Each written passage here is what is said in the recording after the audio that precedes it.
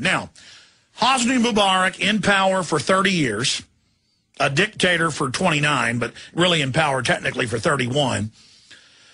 He gets $13 billion plus every year of U.S. taxpayer money. A lot of the U.S. torture centers are there, the ghost sites, the black sites. He's been the angel of Israel, the angel of the United States. He's done everything they want, brutally murdering people, torturing, pure death, just absolutely barbarous to the huge population of Egypt.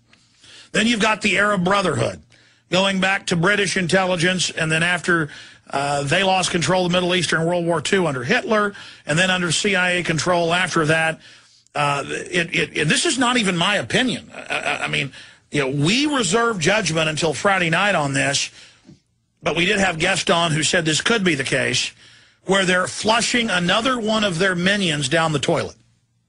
Hosni Mubarak, to put on and to put into power Mohamed El-Baradei, who they admit is a United Nations George Soros minion, who's the former head of the IAEA at the UN, the Nuclear Weapons Regulatory Group.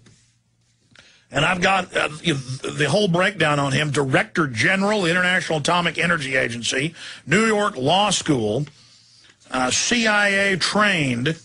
I mean, his whole background is public. And he shows back up the week before all this starts in Egypt and starts going around saying, I'm ready to be your leader.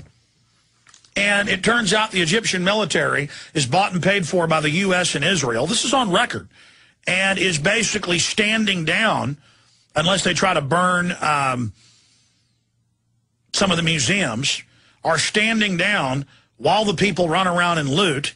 And here's the London Telegraph. Egypt protest. America's secret backing for rebel leaders behind uprising. Continues. Egyptian opposition leader calls on Mubarak to leave today. And who is that? This is the new puppet, the UN puppet. Because there's one thing Mubarak hadn't done. He refuses to force sterilize people. And they've had UN population summits. He's been criticized. He refuses to sterilize and bring an abortion. Now, you better believe that El-Baradei will.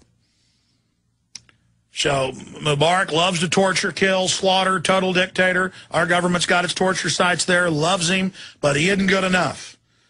He isn't good enough. He doesn't hate his people enough.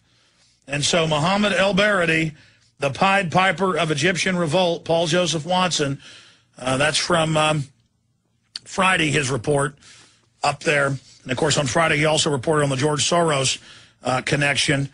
But now Axelrod's bragging that El-Baradei is their man.